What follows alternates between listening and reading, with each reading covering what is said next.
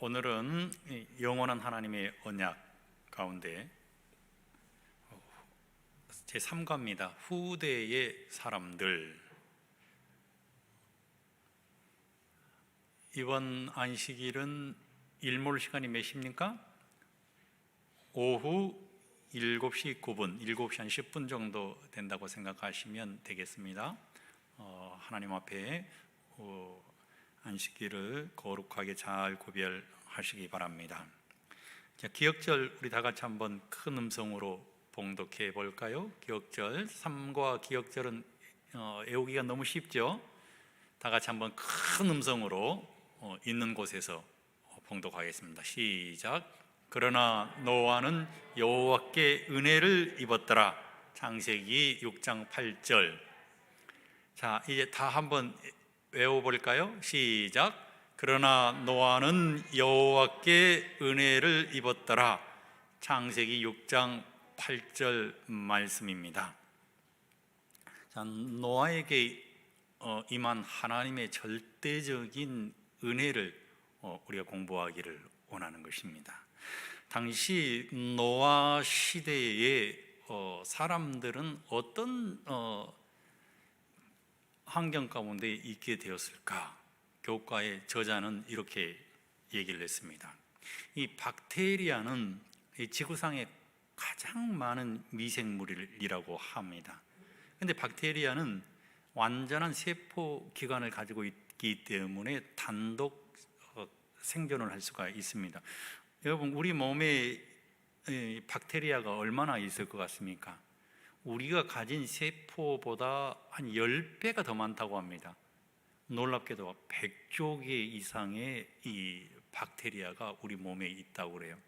근데 이 박테리아가 우리 몸에 들어오게 되면 식중독을 비롯한 세균성 폐렴, 결핵 혹은 콜레라 등이 걸린다고 합니다. 근데 바이러스는 최소 단위의 미생물로서 생명체 속에 있는 세포에 침투를 해야만 바이러스가 살아갈 수가 있습니다. 그래서 우리가 흔히 아는 이 독감, 그렇죠, 인플루엔자 혹은 에이즈, 소아마비, 지금 우리나라에 유행하고 있는 코로나19 같은 이 바이러스성 병원균이 우리를 어렵게 하고 있습니다. 그런데 인체의 몸속에 이 100조 개의 박테리아가 있다고 말씀드리지 않았습니까? 근데 박테리아는 24시간이 지나면 1600만 개로 증식을 하고 48시간이 지나면 수천억 개로 증식을 한다고 합니다. 그런데 당시 노아 시대의 타락상도 박테리아처럼 엄청난 속도로 번식을 해서 하나님께서 창세기 6장에 말씀하시기를 죄악이 흘러 넘쳤다, 관영했다, 이렇게 말씀하고 있는 것입니다. 그래서 죄악이 흘러 넘친 이 세상을 하나님께서는 어떤 선택을 하시게 되는가 하면 홍수로 쓸어야겠다라고 말씀하셨습니다. 뿐만 아니라 하나님의 절대적인 은혜는 노아에게 역사해서 120년 동안 노아를 하나님의 복음을 선포하는 기별자로 하나님께서 선택하셨음을 우리는 이번 과를 통해서 보게 될 것입니다. 당시 노아 시대에 사람들은 어떤 죄성을 가지고 있었을까? 창세기 6장 5절 우리 다 같이 한번 큰 음성으로 봉독해 볼까요? 시작. 여호와께서 사람의 죄악이 세상에 가득함과 그의 마음으로 생각하는 모든 계획이 항상 악할 뿐임을 보시고 라고 기록해 있습니다. 항상 생각하는 모든 것이 악하다라고 기록해 있습니다. 하나님께서 보시기에 말입니다. 하나님이 창조 사역을 하실 때에는 보시기에 심히 좋았더라라고 말씀하셨는데 지금 상황 속에서 노아 시대를 하나님께서 보시니까 심히 안 좋으신 것입니다.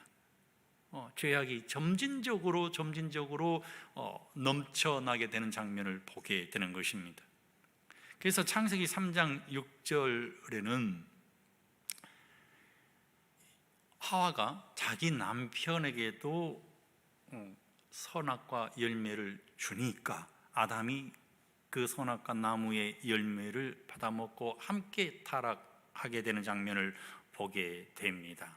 하나님의 선하신 섭리가 아담이 선악과 나무의 실과를 먹지 않았다면 있었을 것이다라고 예언의 시내는 기록하고 있지 않습니까? 그런데 창세기 3장 12절로 13절에는 서로가 핑계를 대고 있습니다. 여자가 내게 주므로 그것을 먹었습니다. 핑계하고 있는, 자기 합리화를 시키고 있는 아담의 모습을 볼 수 있고, 여자는 뱀이 나를 꾀임으로 내가 또 먹었습니다. 서로에게 선악과의 실과를 먹는 책임을 전가시키는 것입니다. 여기까지는 그래도 좀 봐줄만 합니다. 그런데 창세기 4장으로 넘어가면 이제는 이 죄악이 점점 포악해지는 장면을 보게 되는데요, 창세기 4장 5절에는 가인이 몹시 분하여 안색이 변하니 분노했습니다. 하나님을 향해서 말입니다. 왜 아벨의 제물만 받고 자신의 제물은 받지 아니하는지 분노하고 있는 이 가인의 모습을 보게 됩니다. 가인이 분노함으로 인해서 그의 아우 아벨을 쳐서 죽였더라. 최초의 성경의 살인 장면이 등장합니다. 창세기 4장에는 이 라멕이 말입니다, 두 아내를 맞이하게 됩니다. 그래서 이 땅에 하나님께서는 일부 일체절을 허락하셨는데 일부 다체절 제도가 생겨나게 되는 모습도 보게 되지요. 그리고 창세기 4장 23절에는 라멕이 아내들에게 이르되 아다와 실라여 내 목소리를 들으라. 라멕의 아내들이여 내 말을 들으라. 나의 상처로 말미암아 내가 사람을 죽였고 나의 상함으로 말미암아 소년을 죽였도다 라고 기록하고 있습니다. 그래서 살인사건이 창세기 4장 23절에 등장하고 있음을 또 보여주고 있는 것입니다. 창세기 6장으로 넘어가면 악이 세상에 흘러 넘쳤다고 말씀드리지 않았습니까? 그런데 결혼 제도도 변질되었습니다. 하나님의 아들들이 사람의 딸들의 아름다움을 보고 자기들이 좋아하는 모든 여자를 아내로 삼는지라라고 기록하고 있습니다. 그래서 사람의 아들들은 하나님을 모르는 사람들을 의미하지 않겠습니까? 그 사람들의 모습을 바라보고 그 아름다움에 빠져서 하나님의 아들들이 사람의 딸들을 아내로 삼았습니다. 결혼이 변질되었어요. 창세기 6장 5절로 11절은 오늘 우리에게 뭐라고 얘기를 하고 있는가 하면 그의 마음으로 생각하는 모든 계획이 항상 악할 뿐임을 보시고 그랬어요. 그때의 온 땅이 하나님 앞에 부패하여 포악함이 땅에 가득했다라고 기록하고 있는 것입니다. 부조와 선지자 92쪽으로는 그 당시의 모습을 이렇게 조명하고 있습니다. 결혼 관계나 재산의 소유권도 존중되지 않았다. 이웃의 아내나 소유물이 탐이 났을 때 누구든지 폭력으로 빼앗았으며 사람들은 그들의 난폭한 행위를 의시되며 자랑했다. 그들은 동물을 죽이는 일을 낙으로 삼았다. 그리고 육식을 함으로 그들은 더욱더 잔인하고 피에 굶주리게 되었다. 그리하여 마침내 그들은 인간의 생명을 놀랍도록 대수롭지 않게 여기게 되었다라고 기록했습니다. 라멕 이후로 더 사람의 생명을 존중하지 않는 모습을 보이고 있지 않습니까? 그들은 그들의 교만한 마음의 욕망을 만족시키기만을 추구했으며 쾌락과 사악의 길에 빠졌다.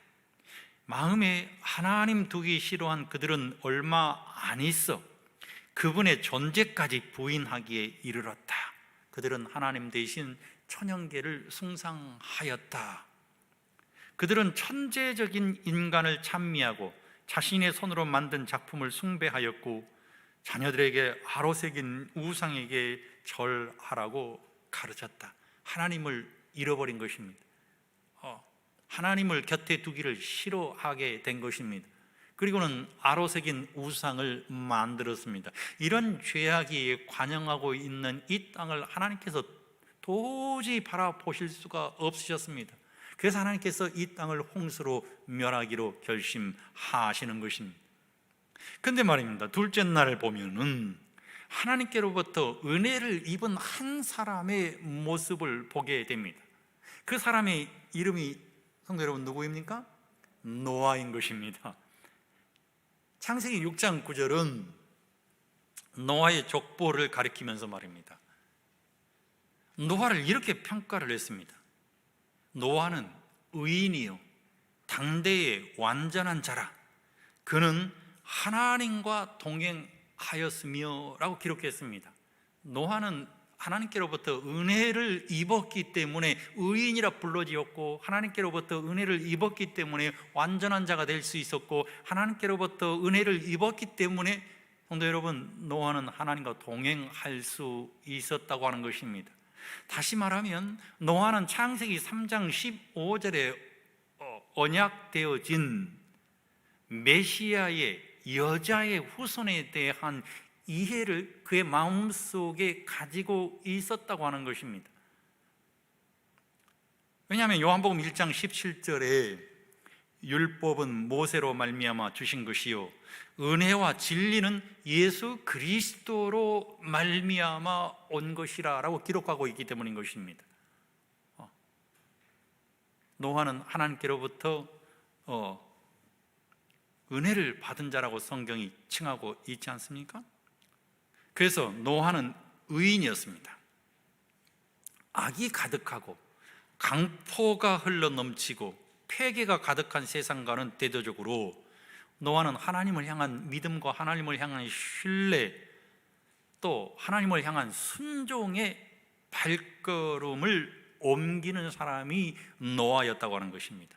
다시 말하면 노아가 의인이 될 수밖에 없었던 것은 악이 넘친 그 세상에서 하나님과 올바른 관계를 형성했기 때문에 노아가 의인이 될 수 있었다고 하는 것입니다. 두 번째로 말입니다, 노아는 완전한 사람이었습니다.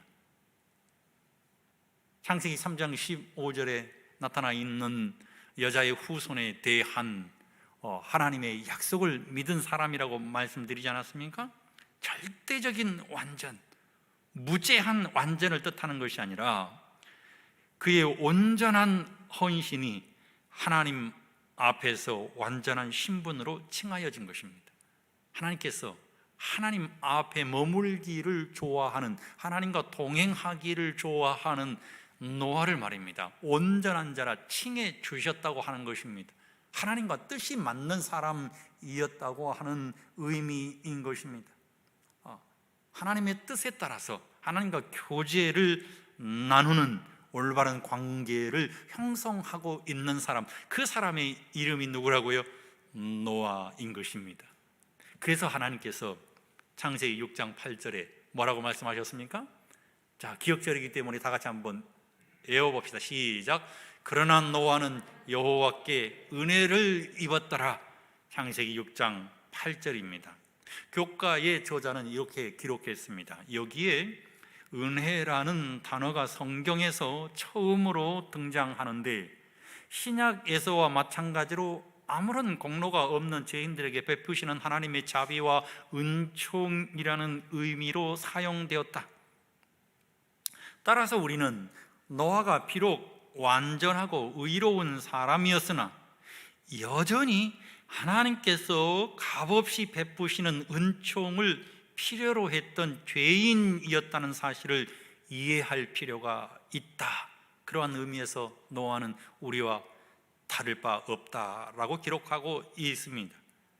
노아는 하나님의 은혜를 절감하며 살았습니다. 왜냐하면 그 당시 세상이 죄악이 넘치는 세상이었기 때문인 것입니다.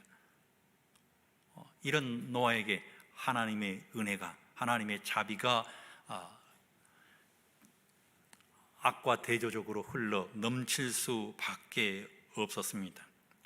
노아도 하나님의 은혜의 상태 속에 반드시 있어야 함을 절감하고 있었던 것 같습니다. 노아가 하나님께로부터 은혜를 받을 공로가 있었던 것이 아니라 하나님의 주권적인 은혜, 하나님의 절대적인 은혜가 누구에게 역사했다고요? 노아에게 역사했다고 하는 것입니다. 오늘 교과를 공부하는 우리 모든 성도들에게, 또 비대면으로 가정에서 예배를 드리고 있는 우리 모든 성도들에게도 하나님의 주권적인 은혜와 절대적인 하나님의 은혜가 역사함으로 하나님께서 우리를 의인으로 칭해주시고, 하나님께서 우리를 완전한 자로 칭해주시고, 하나님께서 하나님의 뜻에 부합되어 살아가는, 동행하는 신앙인의 삶을 살아갈 수 있도록 하나님의 은혜가 우리 모든 성도들과 함께 하시기를 주님의 이름으로 간절히 축원드립니다. 자, 하열 소지는 하나님께서 노아와 언약을 맺으십니다. 하나님의 절대적인 은혜가 노아에게 역사하니까 말입니다. 하나님께서 노아와 언약을 맺었어요. 언약은 어떤 의미를 가지고 있습니까? 우리 전도사님이 가르칠 때 언약은 두 당사자를 하나로 묶는다라는 의미를 가지고 있다고 가르치지 않았습니까? 다시 말하면 하나님과 인간이 어떤 협의 관계 속에 들어간다고 하는 것입니다. 하나님께서 절대적인 은혜로 하나님의 백성과 언약을 맺으면 그 언약을 내 것으로 받아들여서 그 언약을 따르기로 충실한 신앙인의 모습을 보여주어야 한다고 하는 것입니다. 그래서 언약은 두 당사자를 하나가 되도록 묶어주는 것이다 라고 말씀드리지 않았습니까? 만일에 노아가 120년 동안 방주를 짓지 아니하고 노아가 방주 안으로 들어가지 않았다고 하면 구원을 얻을 수도 없었고 하나님과 맺었던 이 언약은 깨질 수밖에 없었다고 하는 것입니다. 그런데 창세기 6장 18절에 있는 말씀을 보니까 하나님께서 어떤 언약을 세워주셨는가 하면 너와는 내가 내 언약을 세우리니 라고 기록하고 있습니다. 여기 놀라운 말씀이 있습니다. 너와는 내가 하나님의 언약을 세우겠다라고 말하고 있는 것입니다. 성경에 언약이라고 하는 단어가 창세기 6장에 처음으로 등장하는데 하나님께서 내 언약이라고 말씀드리고 있는 것입니다. 하나님의 언약은 어떤 언약이었을까요?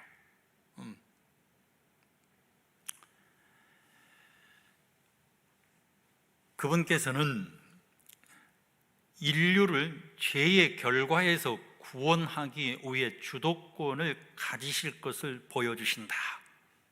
요약하자면 이 언약은 서로에게 의존적인 동등한 위치의 존재 사이에서 맺어지는 연합이 아니라는 것이다. 우리는 하나님께서 이 언약을 통해 얻게 되시는 유익이 있다라고 이야기할 수 있다. 하지만 하나님께서 언약을 통해 얻게 되시는 유익은 인간들이 계약을 통해 나누는 유익과는 전혀 다른 것이다. 하나님께서 얻게 되시는 유익은 그분이 사랑하시는 자들이 영생을 얻게 된다는 것이다. 이것은 하나님께 결코 사소한 문제가 아니다 그랬습니다.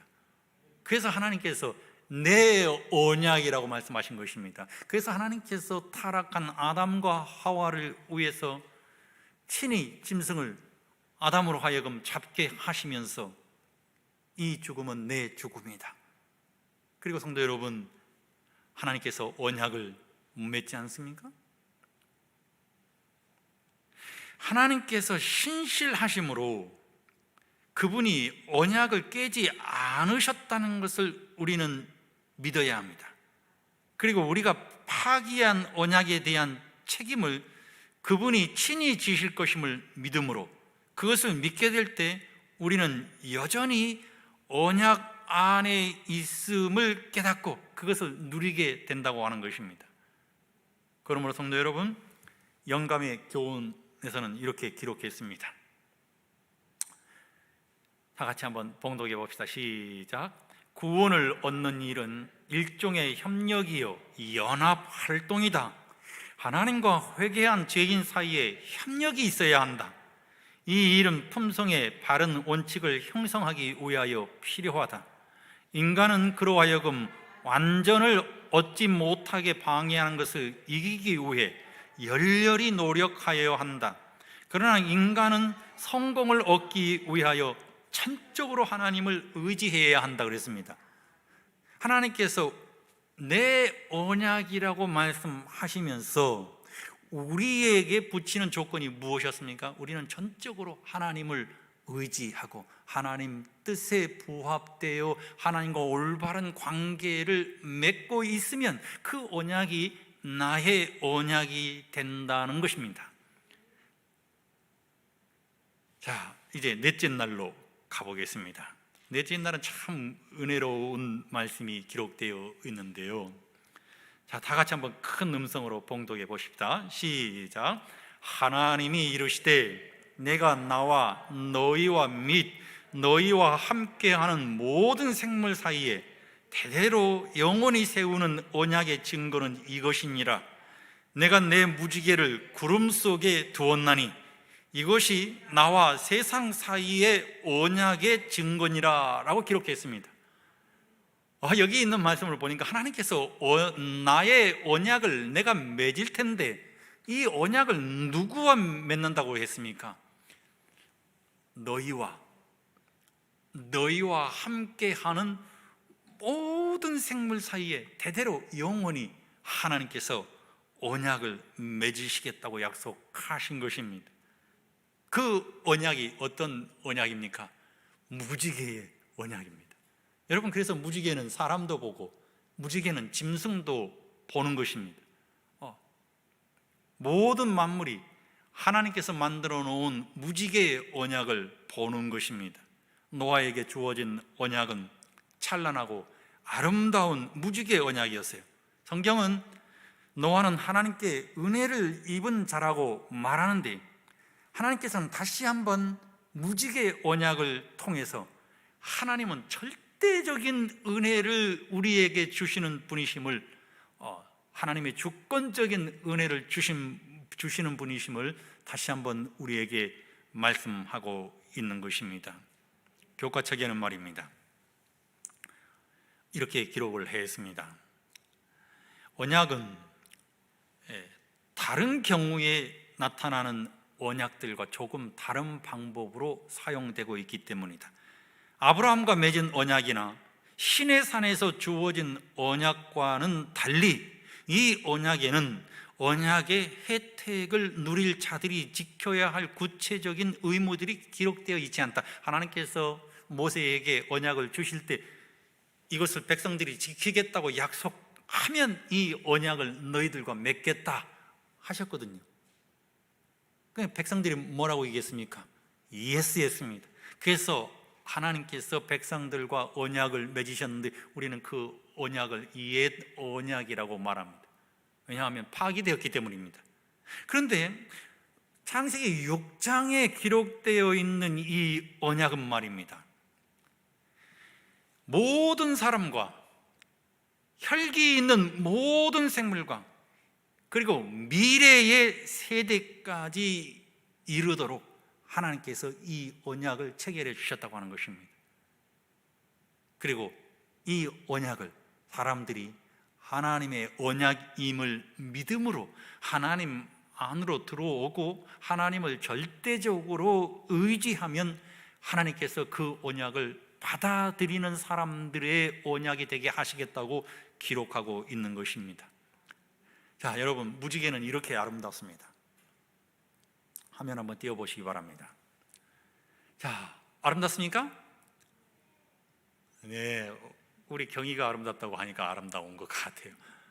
원래 이 무지개는 동그랗다고 합니다. 무지개는 뭡니까 여러분? 사실은 물방울 아니겠습니까? 물방울이 햇빛이 비춰지면 무지개가 되지 않습니까? 그런데 우리가 보는 무지개는 어떤 모습입니까? 반원형이죠. 왜냐하면 우리가 땅에서 바라보기 때문에 그 물들이 지표면에 다 이렇게 다 있기 때문에 지표면이 무지개를 가리기 때문에 둥글게 보이지 않는다고 합니다. 그래서 지금은 헬기를 이용해 가지고 무지개, 구 모양을 하고 있는, 둥근 모양을 하고 있는 무지개를 보게 하는 관광 상품이 있다고 그래요. 그래서 공중에서 바라보면 이런 모습이 될 수 있다고 합니다. 공중에서 바라보는 둥근 무지개를 꼭 한번 봤으면 좋겠는데, 예수님 오실 때 볼 수 있을 것 같아요. 여러분 꼭 하늘에 가십시다. 왜냐하면 하나님의 보좌도 무지개가 두르고 있고, 예. 자, 이런 모습이죠. 이렇게 아름다운 무지개, 이거는 참 놀라운 일인 것 같아요. 무지개는 하나님과 이 땅에 있는 사람들을 연결시키는 영원한 사랑의 징표입니다. 하나님은 이 세상에 있는 모든 백성들을 사랑하십니다.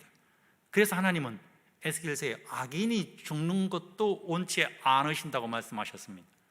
모든 사람들에게 무지개 언약을 주신 것입니다. 모든 세상에 있는 사람들을 하나님께서 다 포용하시겠다고 하는 것입니다. 그리고 모든 사람들에게 하나님께서 특별한 관계 속에 있게 하시겠다고 하나님께서 무지개 언약을 선물하신 것입니다. 그래서 무지개 언약은 사람들이 다 볼 수 있을 뿐만 아니라 모든 생물들이 다 볼 수 있도록 하나님께서 하늘에 펼쳐 놓으신 것입니다. 우주적인 효력을 지녔어요. 그러므로 우리는 무지개를 바라볼 때마다 말입니다, 하나님의 영원한 언약, 하나님의 주권적인 은혜, 하나님의 절대적인 은혜를 생각해야 하는 것입니다. 살아남는 이들 71쪽에는 구름에 걸린 이 상징은 모든 사람의 믿음을 굳게 하고 하나님께 대한 신뢰심을 굳게 할 것인 바, 이는 이 무지개는 사람에 대한 하나님의 자비하심과 인자하심의 징표이기 때문이다. 그러니 여러분, 무지개를 바라보실 때 이야 좋다, 참 아름답다 라고 느끼시기도 하겠지만, 그 이면에서 이 무지개를 하나님께서 우리에게 주신 이유가 있는데, 우리의 믿음을 굳게 하고 하나님께 대한 신뢰심을 굳게 할 것인 바, 내가 하나님의 자비하심과 하나님의 인자하심을 다시 한번 깨닫노라 고백할 수 있어야 한다고 하는 것입니다. 다시 말하면 하나님께서는 진노하시사 세상을 홍수로 멸하였지만 여전히 세상을 당신의 자비로 두르고 계시기 때문이다. 무지개가 이 세상을 두르고 있는 것은 하나님의 자비와 하나님의 은혜와 하나님의 사랑이 두르고 있다라고 생각해야 한다고 하는 것입니다. 하나님께서는 구름에 걸린 무지개를 보실 때에 당신의 언약을 기억하시겠다고 말씀하셨다. 하나님께서는 그분께서 우리를 잊으실지도 모른다고 우리가 염려하도록 하지 않으시고, 우리가 당신을 좀 더 잘 이해하도록 하기 위하여 인간 자신의 언어로 사람들에게 말씀하신 것이다 라고 기록했습니다. 그러면서 부조화 선지자 370쪽에는 말입니다, 은혜의 언약은, 다 같이 시작, 은혜의 언약은 에덴에서 처음으로 사람으로 더불어 맺어졌고 타락 후에 여인의 후손이 뱀의 머리를 상하게 하겠다는 하나님의 약속이 주어졌다. 이 언약은 모든 사람에게 용서를 제공하고 그리스도 안에 있는 믿음을 통하여 순종할 수 있도록 돕는 하나님의 은혜를 제공하였다라고 기록했습니다. 노아가 의인이고 노아가 완전하고 노아가 당대의 하나님과 동행할 수 있었던 것은 창세기 3장 15절에 나타나 있는 구속의 경륜이 그의 것이었기 때문에 하나님께서 그와 언약을 맺으셨고, 그 언약이 하나님께서는 내 언약이 되어서 이 땅에 존재하는 모든 생물들과 사람들에게 주어졌고, 그 언약의 결과로 그리스도 예수께서 이 세상을 구원하시기 위해서 그 언약을 온전히 성취시킨 장소가 십자가인 것입니다. 시대의 소망은 하늘 높은 보좌를 둘러 있는 언약의 무지개는 하나님이 세상을 이처럼 사랑하사 독생자를 주셨으니 이는 저를 믿는 자마다 멸망치 않고 영생을 얻게 하려 하심이니라는 사실에 대한 영원한 증거이다. 자, 그 다음에 같이 한번 읽겠습니다. 시작. 이것은 하나님께서 죄와 더불어 투쟁하고 있는 그의 백성을 결코 버리지 않으시리라는 것을 우주에 증언하고 있다.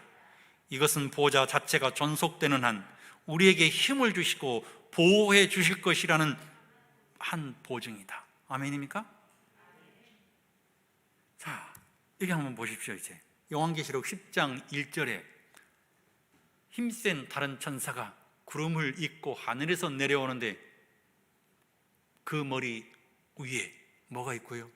무지개가 있고 그 얼굴은 해 같고 그 발은 불기둥 같으며, 십자가에서 예수님께서 온 세상의 구원을 위해서 세상을 구원하시면서 십자가에 달리셨잖아요. 근데 예수님께서 말입니다, 이제 하나님의 택한 백성, 그 여자의 남은 자손, 요한계시록에 나타나 있는 하나님의 구속에 대한 모든 계획들을 파노라마처럼 이해하고 있는 하나님의 백성들을 구속하기 위해서 말입니다. 요한계시록 10장 1절에 머리 위에 무지개가 있고, 요한계시록 4장 5장에 하나님의 보좌에 무지개를 둘러 주셨어요. 누구를 위한 것입니까? 그 언약을 내 것으로 받아들이는, 하나님의 것을 내 것으로 받아들이는 그 여자의 남은 자손인 행복한 토평교의 성도들을 위한 것입니다. 그러므로 성도 여러분, 우리를 위해서 하늘 지성소에서 내피 하시며 신원하시는 그리스도 예수의 중보에 날마다 감사하는 재림전 확인 심판, 우리가 흔히 말하는 조사 심판에 대한 확신을 우리 모든 성도들이 가슴속에서 정말 굳게 간직하게 되시기를 주의 이름으로 간절히 소망합니다. 왜냐하면 남은 자의 사상이 다섯째 날 목요일 소지에 우리에게 전해지고 있기 때문입니다. 누구만 남았어요? 오직 노아만 남았습니다. 지면의 모든 생물을 쓸어버리시니 곧 사람과 가축과 기는 것과 공중의 새 가지라. 이들은 땅에서 쓸어버림을 당하였을 때 오직 노아와 그와 함께 방주에 있던 자들만 남았더라. 이렇게 기록하고 있는 것입니다. 그러면서 교과의 저자는 이 구약 성경에 나타난 남은 자의 사상을 이야기하고 있습니다. 하나님이 큰 구원을, 당신들의 생명을 보존하고 당신들의 후손을 세상에 두시려고 나를 당신들보다 먼저 보내셨나니, 요셉의 고백이지 않습니까? 이사야 4장 3절에 시온에 남아있는 자, 예루살렘에 머물러 있는 자, 곧 예루살렘 안에 생존한 자 중 기록된 모든 사람은 거룩하다 칭함을 얻으리니 그날에 주께서 다시 그의 손을 펴사 그의 남은 백성을 돌아오게 하실 것이라. 창세기 7장 23절에 남았더라라는 말과 유사한 의미로서 연결되어집니다. 이 말씀이 요한계시록 12장 17절에 그 여자의 후손의 남은 자손과도 어떻게 되고 있다고요? 연결되어져 있다고 하는 것입니다. 그 남은 자는 누구일까요?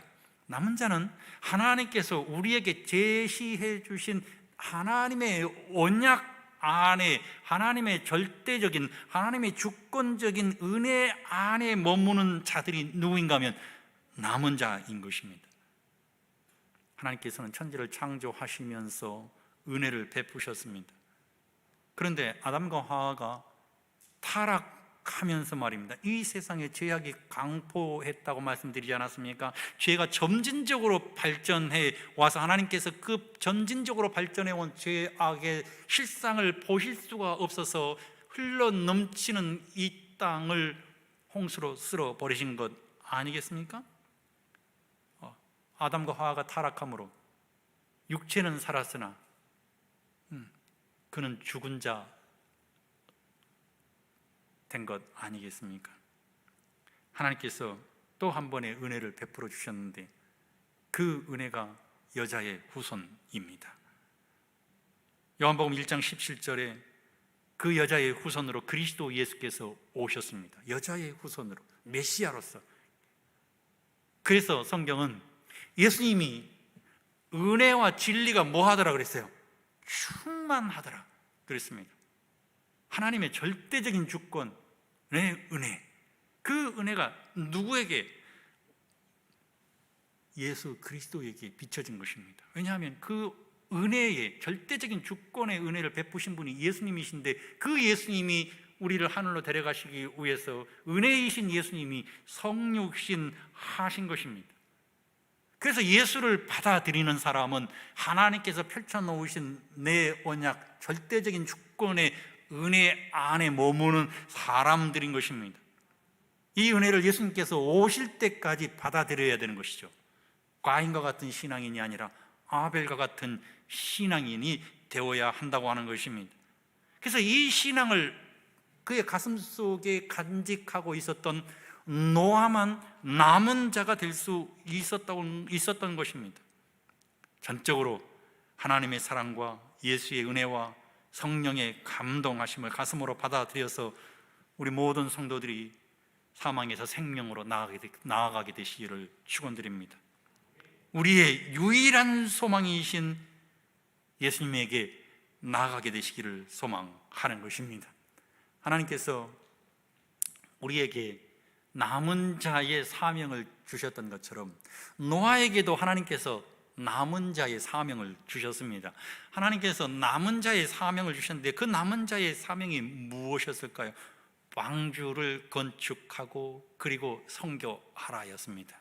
성경은 히브리서 11장 7절에 믿음으로 노아는 세상을 정죄하고 믿음을 쫓는 의의 후사가 되었다라고 기록하고 있습니다. 그러면서 부조와 선지자 92쪽에서는 말입니다. 에녹은 하나님께서 홍수에 관하여 자기에게 보여주신 바를 그의 자손들에게 반복하여 전파하였으며, 누가요? 에녹이 노아의 설교를 살아서 들은 무두셀라와 그의 아들들도 뭐 했다고요? 방주를 짓는 데에 조력하였다 그랬어요. 그러면 노아는 뭐 했을까요? 방주만 지었을까요? 그렇지 않습니다. 하나님께서 이 세상을 홍수로 쓸어 버리시겠대.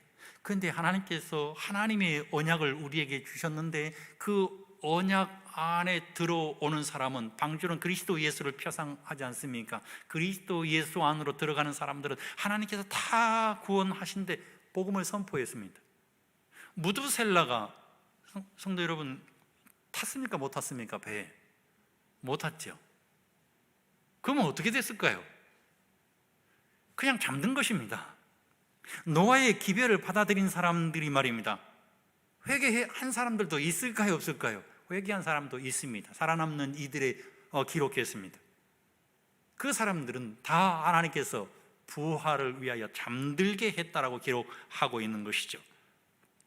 베드로후서 2장 5절에 이 세상을 용서치 아니하시고 오직 의를 전파하는 노아와 그의 7 식구를 보존하시고 경건치 아니한 자들의 세상에 홍수를 내리셨으며 라고 기록했습니다. 그래서 하나님께서 그에게 사명으로 주신 방주를 건축하고 그리고 복음을 선포한 노아의 모습을 우리는 사명자로서 볼 수 있는 것입니다. 두 번째로 제사 언약입니다. 창세기 8장 20절에 있는 말씀을 보면 야훼께 단을 쌓고 그 위에 번제를 드렸다라고 기록하고 있습니다. 번제를 드리고 나니까 그 번제는 감사에 대한 번제 아니겠습니까? 감사의 번제를 드리고 나니까 어떤 일이 일어났습니까? 내가 다시는 사람으로 인하여 땅을 저주하지 아니하리니 이는 사람의 마음에 계획하는 바가 어려서부터 악함이라. 내가 전에 행한 것 같이 모든 생물을 멸하지 아니하리라고 하나님께서 약속하신 것입니다. 여러분, 그래서 우리가 예배를 드린 것은 참으로 중요한 일인 것입니다. 아담과 하와가 에덴 동산 이 동편에서 쫓겨났을 때 에덴 동산 그 입구에 말입니다. 불타는 화영검이 지키고 있고 그곳에다가 원시성소를 만들었습니다. 그리고 아담과 하와가 사랑하는 자녀들에게 우리가 희망을 발견할 수 있는 것은 그리스도의 십자가다. 그리스도의 십자가를 위해서 우리는 여기다가 제물을 드리는 것이다. 그것을 여러분 누가 처음으로 받아들였을까요? 아벨이 받아들였습니다. 그런데 성경은 이 세상이 아까 우리가 일요일 소지에서 보았던 것처럼 죄가 계속해서 발전해 가고 심화되어가는 과정 속에서 말입니다. 홍수 바로 직전에 하나님께서 그것을 거두어 가시지 않았습니까? 에덴 동산을 어디로 올려 가셨다고 기록하고 있어요? 하늘로 올려 가세요. 그런데 하나님께서 다시 아담 이후로 이제 제사 제도가 생겨나기 시작한 그것이 말입니다. 하나님께서 거두어 가셨는데 하나님께서 그 제사 제도를 비로소 노아를 통해서 회복시키시는 것입니다. 제사 제도가 회복되었다고 하는 것은 하나님께서 노아를 인정한다고 하는 것입니다. 그러므로 우리가 하나님 앞에 매 순간 예배할 때마다 하나님께서는 우리를 인정하시는 것입니다. 내가 너를 안다라고 말입니다. 그리고 성경은 이제 창세기 1장과 창세기 6장 이후로 나타나 있는 그 노아의 모습을 통해서 하나님께서 또다시 창세기 1장과 창세기 2장에 나타나 있는 생육하고 번성하라고 하는 놀라운 은혜를 노아에게 주시는 것입니다. 생명을 보존하고 말입니다. 세상이 어떻게 질서 있게 유지되어 갈 것인가를 하나님께서 노아에게 은혜로 주신 것입니다. 다시 말하면 제2의 창조라고 말씀드릴 수 있을 것입니다. 누구에게? 남은 자 노아에게. 성도 여러분, 오늘 교과를 마치면서 우리 사랑하는 모든 재림교회 성도들에게, 특별히 행복한 토평교회 성도들에게 그 여자의 남은 자손이라고 칭해 주셨으니 우리도 남은 자가 되어서 하늘에 가십시다. 그리고 하나님께서 새 하늘과 새 땅을 재창조하시겠다고 말씀하셨으니 그곳에 꼭 들어가시는 우리 모든 성도들이 되시기를 주의 이름으로 간절히 축원드립니다. 기도 제목을 드리겠습니다.